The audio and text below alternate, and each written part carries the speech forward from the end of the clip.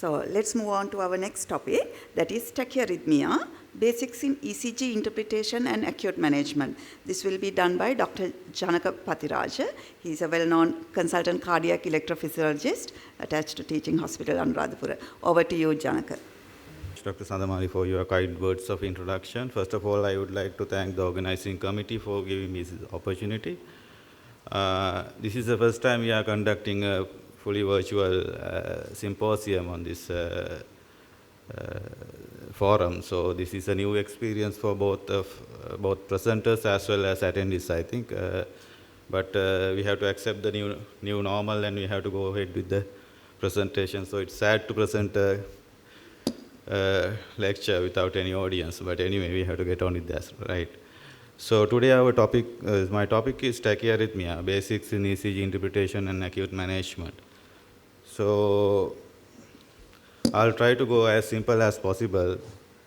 Then everybody can understand something, and I will sometimes use Sinhala in between, so you will have a better chance of understanding what I'm going to tell.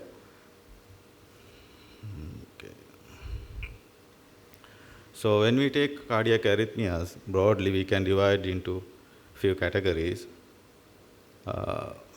Tachyarrhythmia means, when we take tachycardia means heart rate is more than 100, bradycardia means heart rate is less than 60. So, C divided by tachycardia, heterocardia, bradycardia. That is how we divide broadly. So, tachycardia, again we can divide into two groups mainly, narrow complex and broad complex, depending on the QRS width. QRS එක size එක අනුව අපිට ආපහු දෙකකට බෙදන්න පුළුවන්, narrow complex and broad complex. Again, we can divide further as regular and irregular. Whether it is regular or irregular, again we can divide into further. ක්‍රමවත්ව අක්‍රමවත් අනුව we have to divide into another further. Then we comes to the bradycardia. Bradycardia, again we can, bradycardia since heart rate is less than 60, you can understand that. It could be due to sinus node disease, AV node disease, or other conduction tissue problems. In addition to that main groups, there could be ectopics.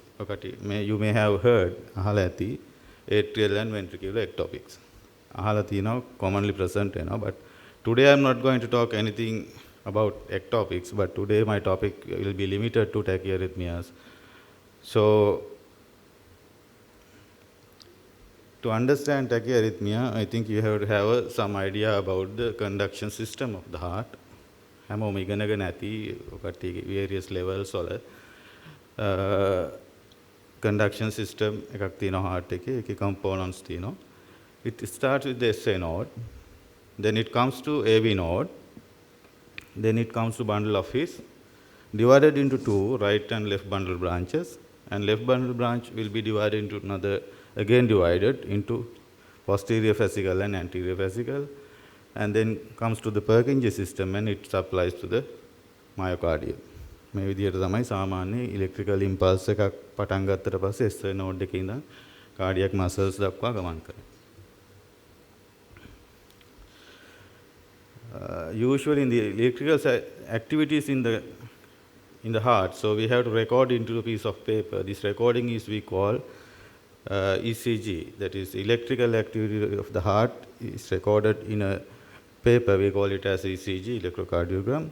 So this is the basic waveforms in the ECG. ECG එක තියෙන මූලික waveform එක තමයි මෙතන පෙන්නලා තියෙන්නේ.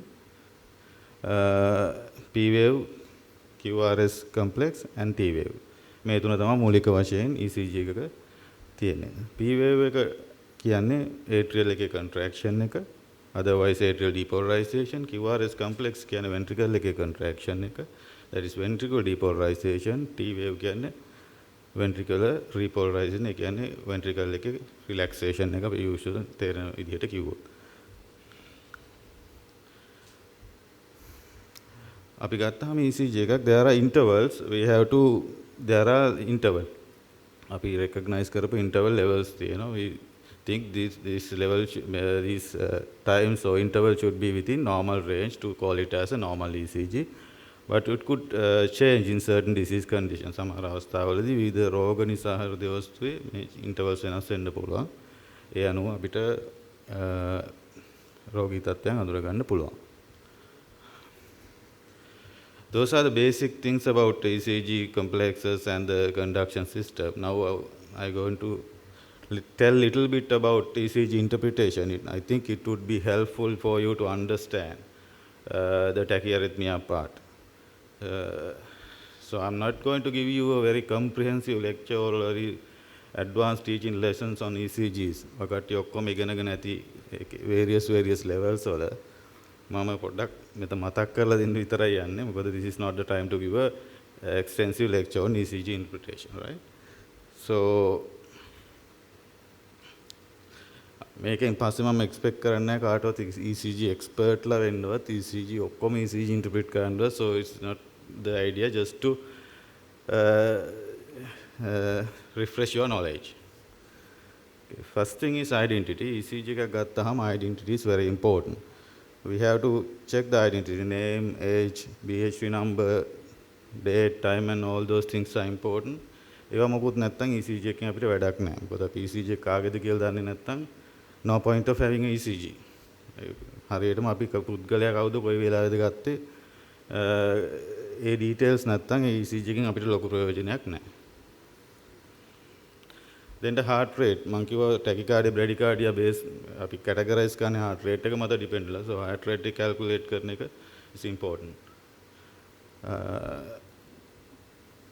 So heart rate calculate කරන එක I will describe in the next slide. Then heart rhythm.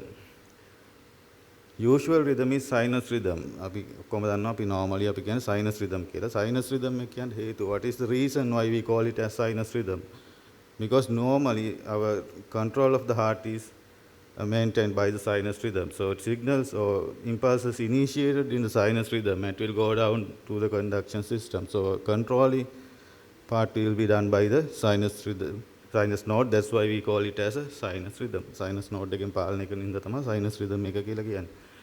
That is normal, but sometimes it could be something else. Sometimes the atria can control the heart rate and rhythm, then we call it as atrial rhythm. Sometimes ventricle do that, then we'll call it as ventricular rhythm. Sometimes AV nodal area, we'll call it as junctional rhythm. There are other rhythms than sinus rhythm as well. Cardiac axis, I'm not going into detail on the cardiac axis. Cardiac axis කියන්නේ අපි ඔක්කොම electrical activity එක ගත්තාම heart එකේ summation of the electrical activity show a direction, that is called cardiac axis. Basically depend on two factors. One thing is muscle mass, another thing is the conduction system. Changes in these two can cause change in the cardiac axis.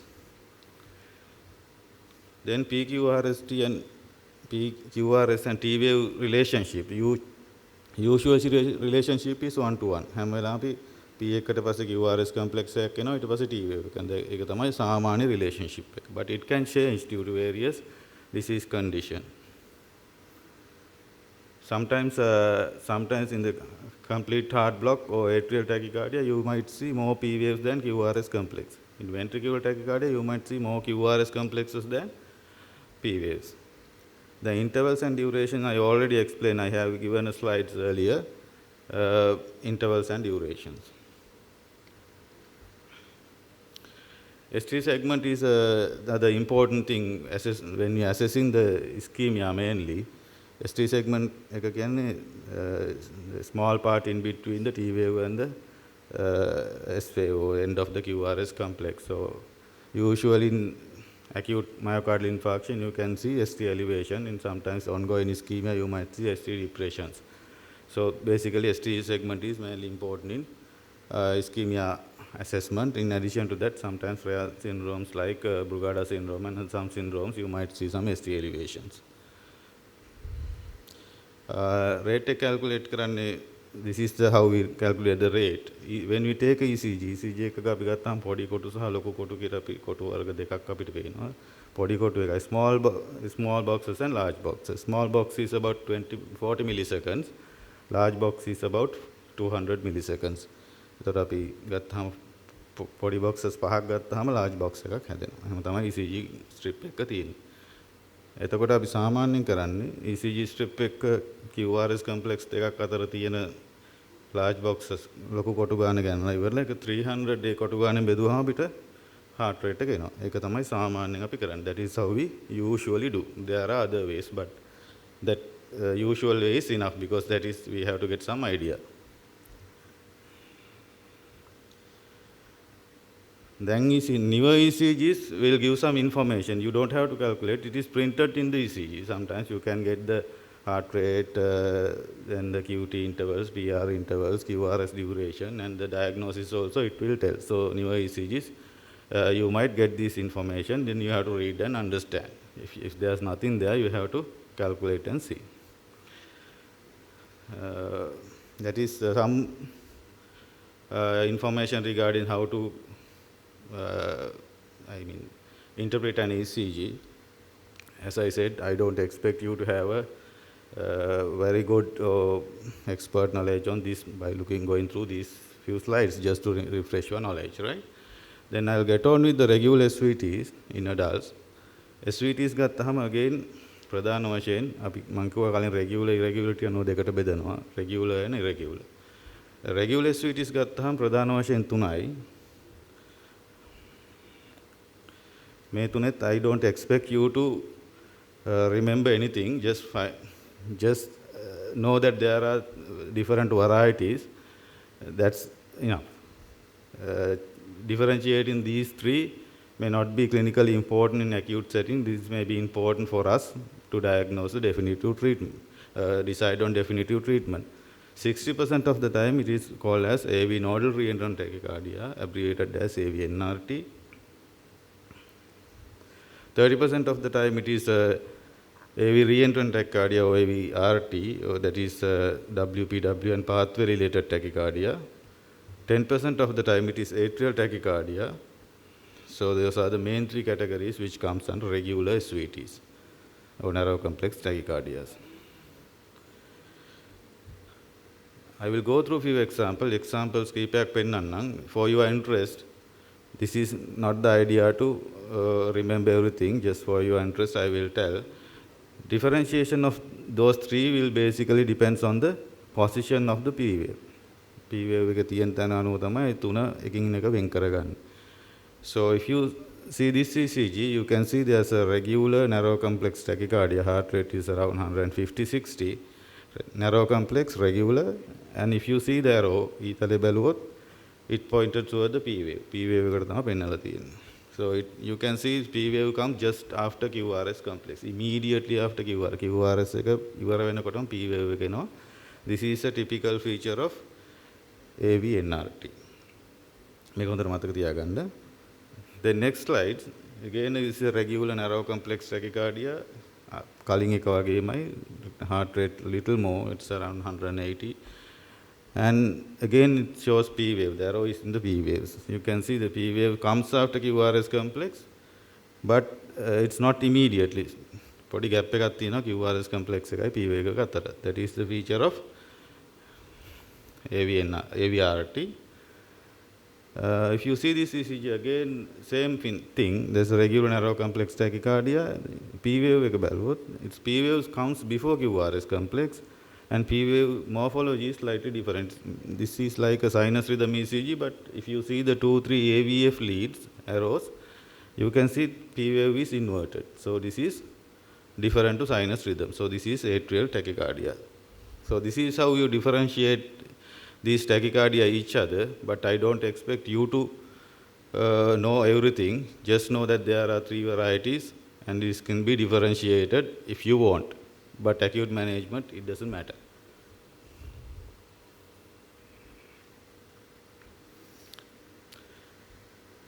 Then when you come to the acute management of regular narrow complex tachycardia, anyway, whatever, any tachycardia management, you have to identify one thing. First thing, you have to see whether the patient is stable or not. That is the most important thing.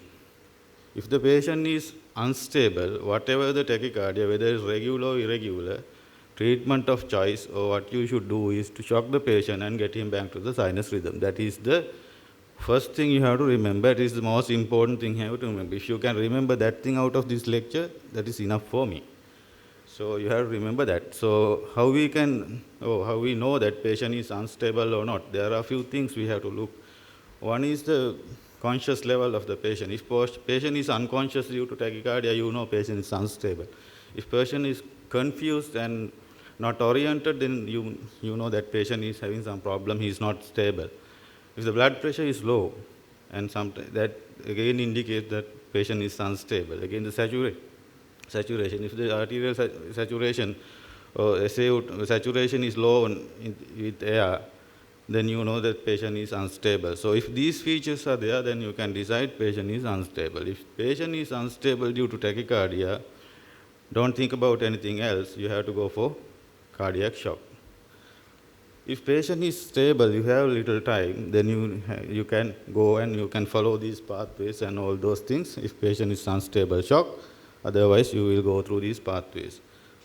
In this pathway, you can see again, if the patient is stable, we try to manage them non-invasively first. There are two maneuvers we use, carotid sinus massage and Valsalva maneuver.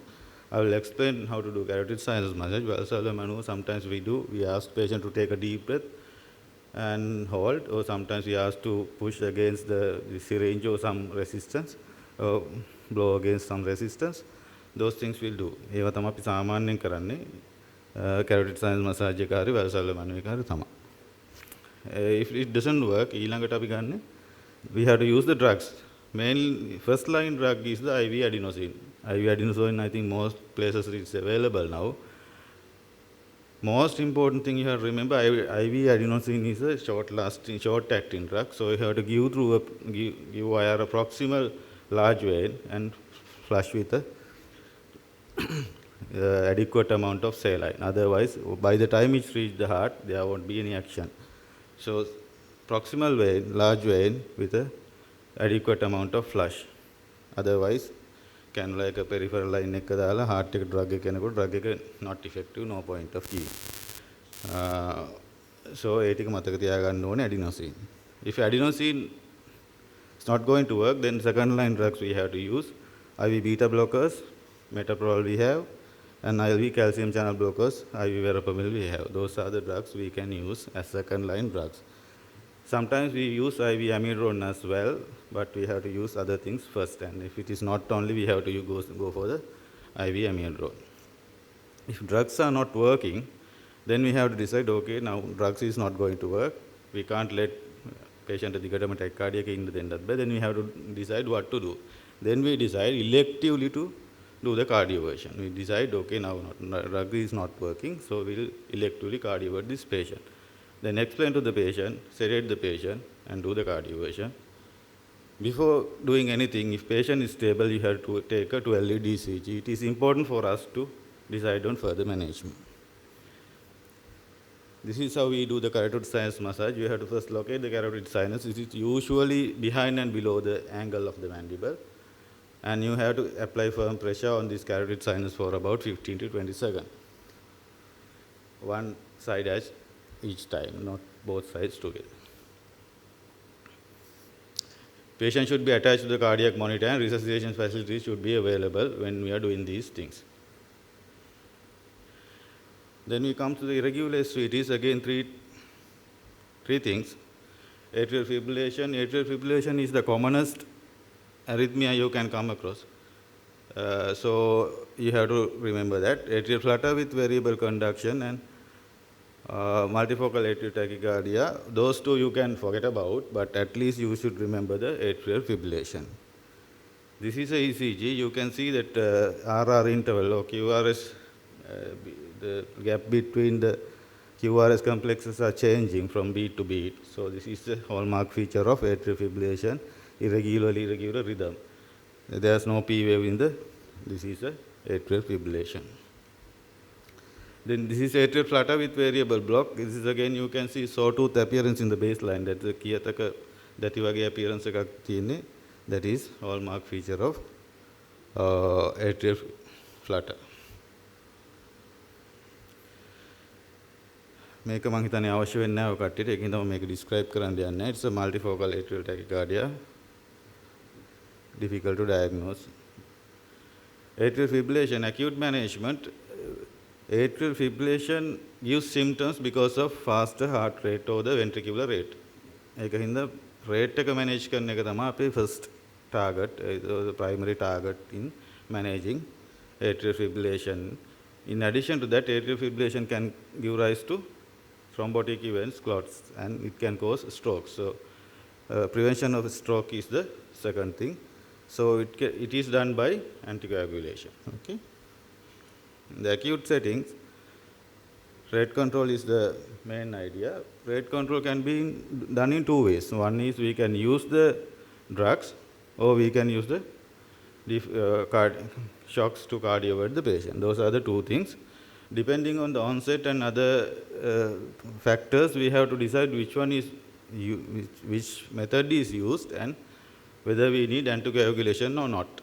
I don't think I am going to explain all those things in detail. It's a separate topic, so you have to remember that anticoagulation sometimes needs before cardioversion or giving drugs.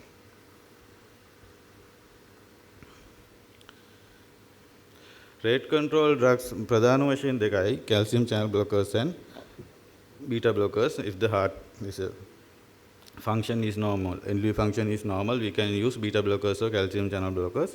Otherwise, we can use amiodarone, IV digoxin. Both we can usually use combination for these things. When we come to the next group of arrhythmia, there is wide complex tachycardia. I already discussed about the narrow complex tachycardia. Now I come to the wide complex tachycardia. So regular wide complex tachycardia is more dangerous than the regular narrow complex tachycardia. So you have to act quickly with regular wide complex tachycardia. 80% of the time it is ventricular tachycardia. 20% of the time it is SVT with bundle branch block. Those are the two broad categories, but it could be then irregular wide complex tachycardia, very complex as well.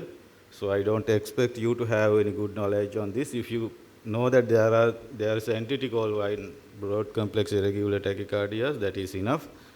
For management of this, you need at least a cardiologist's opinion on management of atrial fibrillation with bundle branch block, pre-excited atrial fibrillation, and polymorphic VT. These are basically rare, so it's not a common presentation. So this ECG you have to remember. This is this one you have to remember. There's no way of identify this. You have to keep it, take a photo and remember this one. This is ventricular fibrillation. In this situation, you have to do a cardiac shock and take the patient into sinus rhythm. VT and SVT differentiation, I'm not going to tell about that. Two things you have to remember is the complexes are very wide, that is more towards VT, that is ventricular tachycardia. If you can identify the dissociation of PVA1 QRS complex, it is more towards VT. Those are the two things you have to remember. But management, if you can't differentiate these two, in the acute setting, don't worry. You can manage this as a VT because dangerous one is the VT. Two ECGs again. This is, you can see broad regular tachycardia. This is an example of ventricular tachycardia. Again, this is an example of SVT with a bundle branch block. You can see relatively narrow complex regular tachycardia with a typical right bundle branch block pattern. This is a SVT with a bundle branch block. Acute management again the same because we have to identify whether the patient is stable or not. Patient is unstable, you have to go for shock. Patient is stable, then you have to see whether it's irregular or regular. If it is regular, then we can use some first-line drug. IV amiodarone and IV beta blockers are the first-line drug in the management of broad complex tachycardia. In addition to that, if those things are not working, sometimes we might use IV lignocaine. But irregular wide complex tachycardia, you have to get expert opinion on the management. This ECG you have to remember again. This is a very important ECG. By looking at this ECG එක බලනකොට ටිකක් භයානක ECG එකක් වගේ පේනවා. But it is not so. You can see QRS complexes running through this ECG. These are ECG artifacts. You have to remember sometimes all the changes in the ECGs are not true changes. There could be artifacts as well. Loose ECG leads, sometimes the electromagnetic interferences, and sometimes patients' movements can cause these artifacts. This is the last slide. This is not a summary of my presentation. This is some important points you have to remember when you are managing arrhythmia patients. First thing is you have to treat the patient, not the ECGs. You have to take the clinical history, see the patient, and you have to treat the patient, not the ECGs. Sometimes ECG may have taken 2 months, 3 months back. Always try to take a 12-lead ECG before treating the arrhythmia. It is important not for the acute management, but for the subsequent management or long-term management. And be familiar with the defibrillator. Anybody in any wards, ICU, ETU, you have to have some idea about how to use the defibrillator. It's a life-saving skill. Cardiac devices and pregnancy are not contraindications for cardioversion, because pregnancy, sometimes pregnant patient comes, sometimes patient with cardiac devices, pacemakers come. These are not contraindication for cardiac shock. If patient it is indicated clinically, you have to go ahead. Okay, thank you very much. That is the end of the presentation. If you have any question, I would like to answer for you. Okay. Thank you very much, Ananka. We would like to invite you to the panel. And now the panel is open for the questions. And I would like to start with the first question. Now, Janaka, now when we are giving this amiodarone bolus dose, the most of the time it's difficult to they just wanted to know whether we give it as a undiluted bolus or whether it is over 20 minutes or whether it is over 1 minute. Would you like to comment on that? Yes. It's basically it's like that. It's basically again depends on the how quickly we have to give the amiodarone, depends on the clinical picture. Sometimes we usually give it as 1 hour. Sometimes it may be slow bolus if it is acute situation. Sometimes we can give. Sometimes it will be 20 minutes, 30 minutes or 1 hour, depending on how quickly we have to give the drug. Again, what sort of a line we have. If you have a central line and the proximal cannula which secure and a good line, we can give fairly fast boluses without much problem. But if it is a peripheral line which is going very slow, undiluted amiodarone giving fast may not be a good idea. It might cause problems. So it's depending on the patient's clinical factors, because it can be given from 20 minutes to 1 hour. There's no any major problem whatever the time. It's depending on how quickly you need the action. And sometimes in certain situation, again, we can give slow bolus as well. Basically, one thing is you have to use as whenever possible proximal or central line for the amiodarone infusion. Otherwise, it might cause problems. Thank you. There's one question come from one of the online viewers. What is the importance of QTC? I think corrected QT interval, probably. Yeah, actually, I intentionally skipped that part because I don't want to go into details because it will take some time to explain this. QT interval is basically like the onset of the Q wave to T wave. The gap I have already explained, given the chart and given the value. Correct, I think they are asking about the corrected QT intervals, I guess. I think so. So QT intervals basically depends on the heart rate. So giving a QT interval as a raw value is not going to help. We have to correct it for the heart rate. There's a formula for it to do that. This QT interval is divided by the square root of RR interval. That is the formula. So this is the correction for the heart rate. So actually, the clinical important information we'll get with the corrected QT intervals. So this is correction for the heart rate. This corrected QT interval is the clinically important thing. Sometimes this long QT and short QT syndromes are there. It's rare, but That is what we call by corrected QT intervals. Normal QT intervals won't give any significant clinical value. Okay. Thank you very much, Janaka. Now we are going to have a 10 minutes tea break, and stay with us. We will be back here at sharp 10:30. Thank you. Right, thank you very much.